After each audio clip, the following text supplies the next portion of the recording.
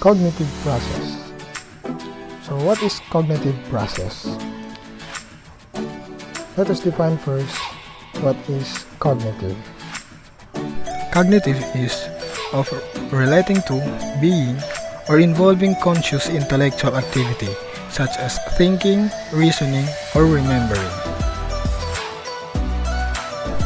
Cognitive process is a mental process.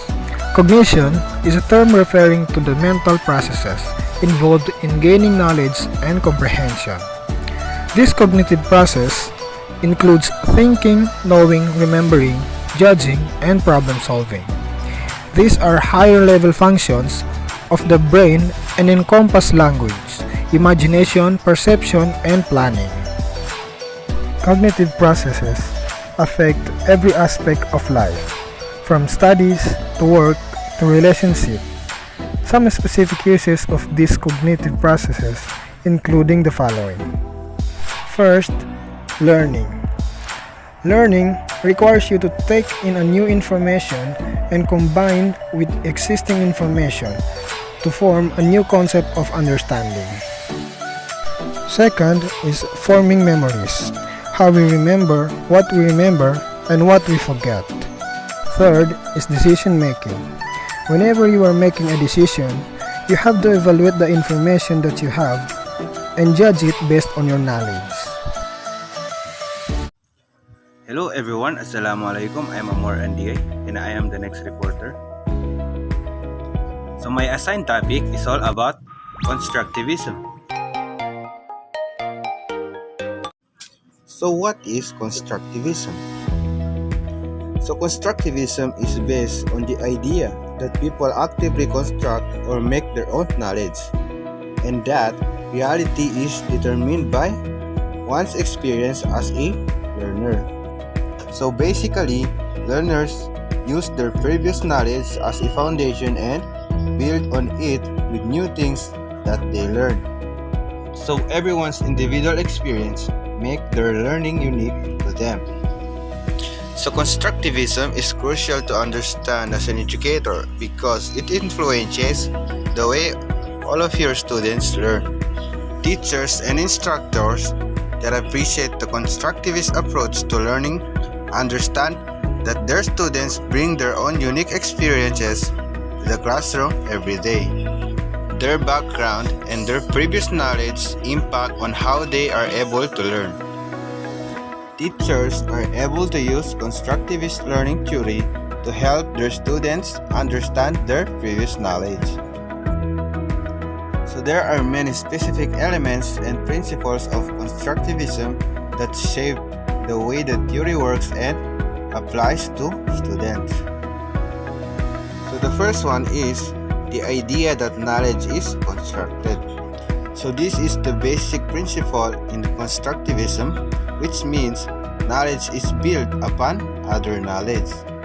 So for example, take bits and pieces and put them together in their own unique way, building something different than what another student will build.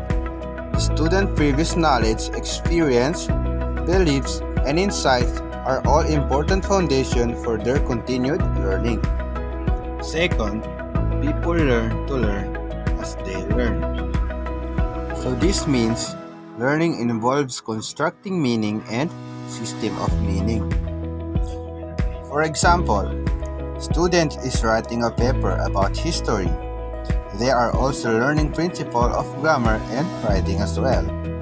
Thus, each thing we learn gives us a better understanding of other things in the future. Third, is learning is an active process. Learning involves sensory input to construct meaning. So the students need to do something in order to learn. It's not therefore a passive activity.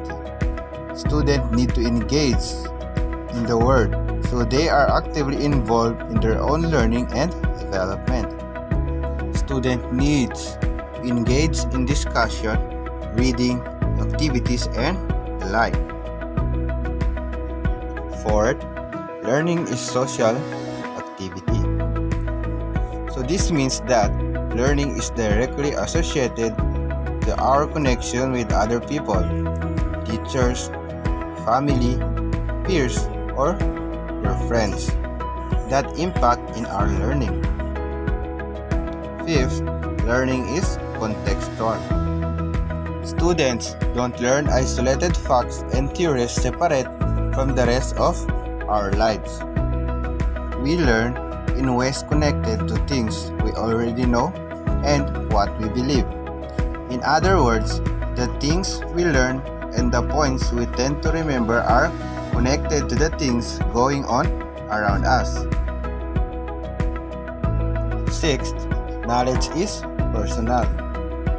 Because constructivism is based on one's own experience and beliefs, so knowledge becomes a personal affair. Each person will have their own prior knowledge and experiences to bring to the table. So, the way and things people learn and gain from education will all be very different. Seventh, learning exists in the mind. Hands-on experiences and physical actions are necessary for learning, but those elements aren't enough. Engaging the mind is the key to successful learning. Learning needs to involve activities for the minds, not just our hands. Therefore, mental experiences are needed for retaining knowledge. And lastly, motivation is the key to learning. Students are unable to learn if they are unmotivated.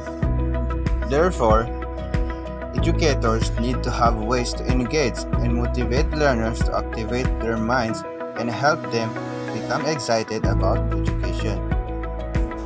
Without motivation, it's difficult for learners to reach into their past experience and make connections for new learning. So once again, I'm Amor Andiay. That's all. Thank you.